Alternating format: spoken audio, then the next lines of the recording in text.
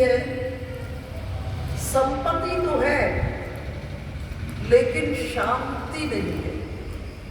श्रीमद् भगवत गीता के दूसरे अध्याय के 66वें श्लोक में भगवान कहते हैं अशांतस्य कुतः सुखम। जो अशांत है उसको सुख कैसे प्राप्त हो सकता है? तो सुख प्राप्ति के लिए आवश्यक है कि जीवन के भीतर में शांति आए। अब जीवन में शांति कैसे आए, इन विषयों पर विचार करते हैं।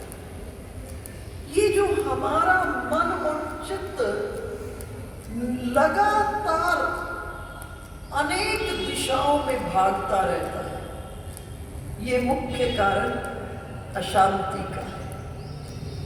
हमारा मन और चित्त लगातार निरंतर अनेक दिशाओं में भागता रहता है, ये अशांति का कारण है। दूसरा, सांसारिक कामनाएं जब नियंत्रण से बाहर हो जाती तो भी व्यक्ति की नींद को उड़ा देती है, चैन को उड़ा देती है। तीसरा, पूर्व के भीतर में या वर्तमान में हमसे जो गलत कार्य हो गए या गलत कार्यों में हम संलग्न हैं, वो भी हमारी शांति को खत्म कर देती है। चौथा, व्यापार आदि में बहुत ज्यादा आसक्ति हो जाना, ये भी हमारी अशांति का मुख्य कारण है, अशांति का मुख्य कारण है। और जब इस प्रकार की स्थिति व्यक्ति के जीवन में आती है, चित्त जब अशांत होता है, तो व्यक्ति दूर भागने का प्रयास करता है कि शांति कहां से मिले। वो शांति के साधन को खोजने का प्रयास करता है। बहुधा लोग ऐसे भी हैं जो सोचते हैं चलो यहां से दूर कहीं चले जाते हैं, वहां शांति मिलेगी। लेकिन श्रीमद् भगवत गीता में कृष्णचंद्र ने कहा सब कुछ करते हुए, इस जागतिक जगत में रहते हुए, सब कार्यों को करते हुए आप कैसे शांत रह सकते हैं? तो भगवत गीता में भगवान ने शांति की बहुत सी दवाइयां बताई हैं। जैसे जगत में कोई रोग हो जाता है ना, तो हम वैद्य के पास जाते हैं और वैद्य को से परामर्श करते हैं कि ये रोग कैसे ठीक हो, और वैद्य हमको कुछ औषधियां, कुछ दवाएं देते हैं। इसी तरह से श्रीमद् भगवत गीता के भीतर में हमारे जीवन की अशांति की परम औषधि है। अशांति की औषधियों में प्रथम औषधि जो दिखाई देती है वो जीवन में दूसरे को क्षमा करने की कला। जब जीवन में क्षमा की कला आ जाती है, अधिकांश हम किस लिए अशांत होते हैं? उसने ऐसा कर दिया, उसे ऐसा नहीं करना चाहिए था, हम तो ऐसे हैं। हमारा या तो अहंकार आगे आ जाता है कि हम दूसरे को क्षमा नहीं कर पाते। अगर आप वास्तव में जीवन में शांत होना चाहते हैं तो पहली चीज दूसरे को क्षमा करने की कला को अपने जीवन में लाए। देखो, भगवान की 16,108 पत्नियां हैं, लेकिन किसी का नाम कृष्णा नहीं है। कृष्णा का भगवान ने द्रौपदी को दिया। क्यों दिया? क्योंकि द्रौपदी में क्षमा अवस्थित थी। जब 5 बेटों को काट दिया अश्वत्थामा ने, और कृष्णचंद्र और अर्जुन अश्वत्थामा को लेकर के द्रौपदी के पास जा रहे थे। द्रौपदी छज्जे पर बैठी और देखी कि मेरे पति गुरुपुत्र के माथे पर लगी हुई मणि को पकड़कर खींच कर ला रहे हैं। और इसी जगह छज्जे पर बैठी हुई द्रौपदी चिल्ला उठी, मुच्चदा मुच्चदा मेष ब्राह्मणोदितराम, मेरे पतियों अविलंब छोड़ दो, अविलंब छोड़ दो, अविलंब छोड़ दो। कृष्णचंद्र अश्वत्थामा और अर्जुन के साथ द्रौपदी के पास पहुंचे। द्रौपदी ने कहा, मेरे 5 पतियों, जरा ये विचार करो कि अपने गुरुदेव को क्या गुरु दक्षिणा दोगे? क्या उनके जाने के बाद आप जो गुरु पुत्र है उनको दंड देंगे? ये दंड रूपी दक्षिणा अपने गुरुदेव को देंगे? आप जरा सा सोचो कि गुरु माता को कितना कष्ट होगा, जिनका महाभारत के युद्ध के भीतर में सुहाग खत्म हो गया और तुम उनकी गोद भी सुनी करना चाहते हो। ये गुरु दक्षिणा अपने गुरुदेव को दोगे? जिस समय अश्वत्थामा दरबार में आते थे तो भीम क्या करते थे? अपनी भुजा को प्रसार देते थे और अश्वत्थामा भीम की भुजा पर चल करके अपने सिंहासन पर पहुंचे। इतना बड़ा सम्मान देते थे। बोले, आज गुरुदेव के जाने के बाद ये दक्षिणा दोगे? सोच रही है द्रौपदी कि मेरे 5 पुत्रों की मृत्यु हो गई है तो मुझे कितना कष्ट हो रहा है, और गुरु माता को अगर अश्वत्थामा को कुछ होगा तो कितनी बड़ी पीड़ा होगी। अंतःकरण से क्षमा प्रवाहित होने लगा और कृष्णचंद्र के सामने में जब इस प्रकार के वचनों से अपने पतियों को द्रौपदी ने संबोधित किया, कृष्णचंद्र प्रसन्न हो गए, भावा अतिरेक में आकर पुकार उठे, धन्य हो कृष्णा, धन्य हो कृष्णा, धन्य हो कृष्णा। क्यों? क्योंकि द्रौपदी में क्षमा अवस्थित है। क्षमा का अर्थ होता है जिसने आपका बहुत बड़ा अपराध किया और आपको दंड देने की पूरी सामर्थ्य हो, लेकिन उस समय में दंड देने की जगह आपके अंतःकरण से करुणा प्रवाहित होने लगे, तब आपके भीतर में सम्यक रूप से क्षमा अवस्थित है। तो अगर शांति चाहते हैं तो जीवन में एक चीज ले आइए, क्षमा करने की कला।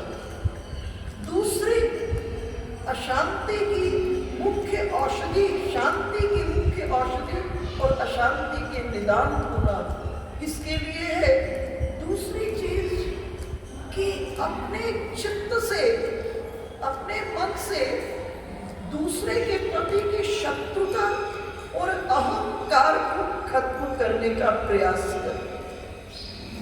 तीसरा, कि ये विचार करो कि मैं सच्चिदानंद परब्रह्म परमात्मा का अंश हूं।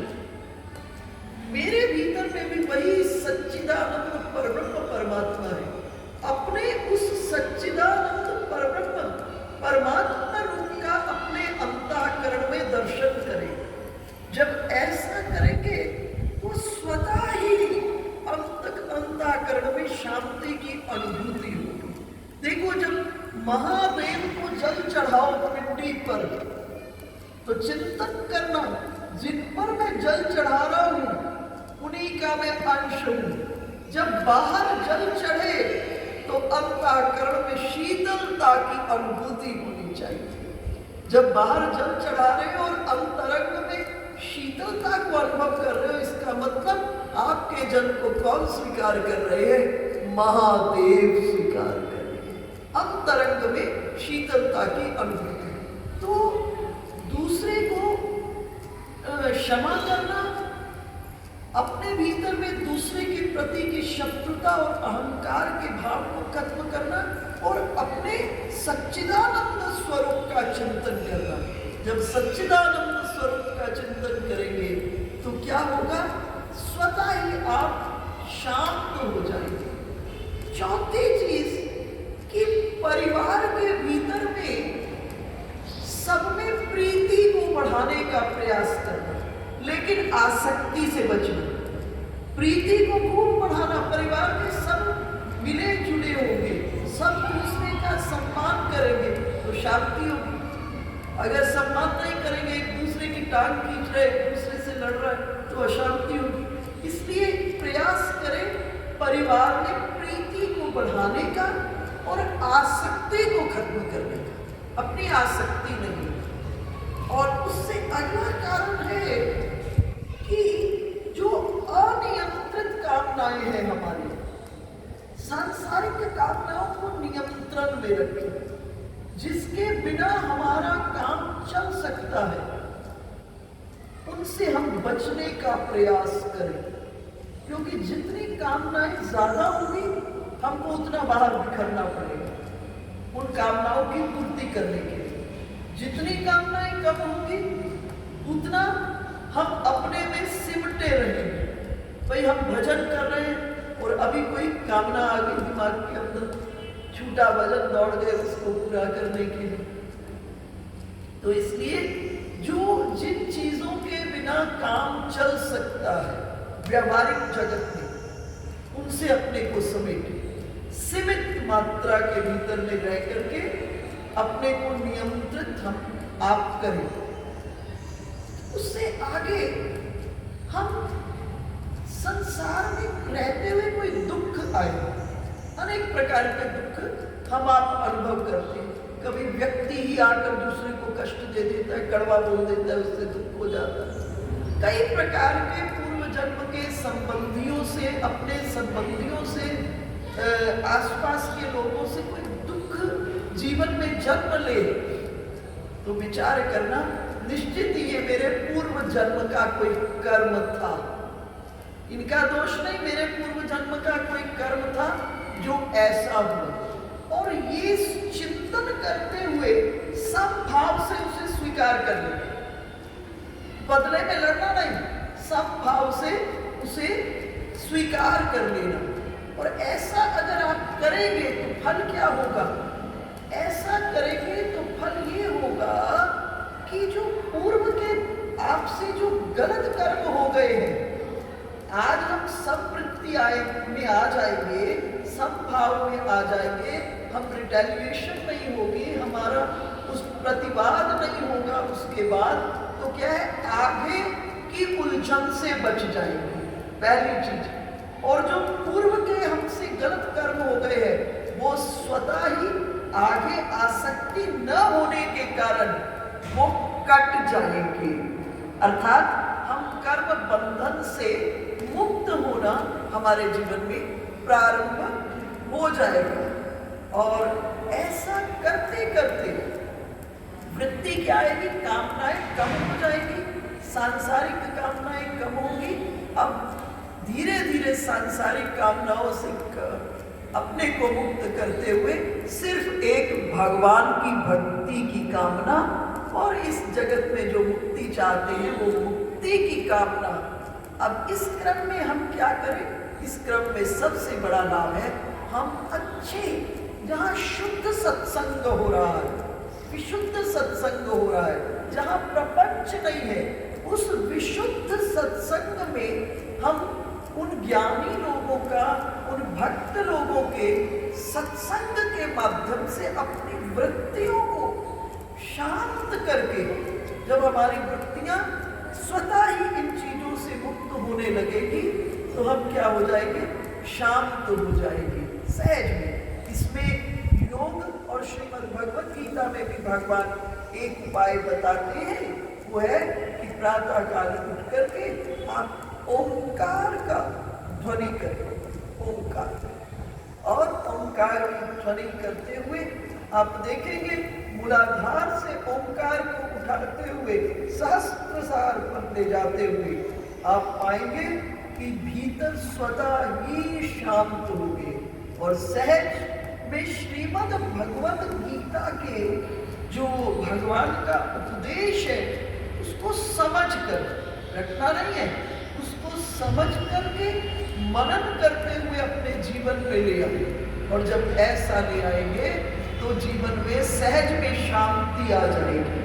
आज जिन जिन विषयों की मैंने चर्चा की है उसको विस्तार से कल के सत्संग सत्र में हम चर्चा करेंगे। बोलिए कृष्णचंद्र भगवान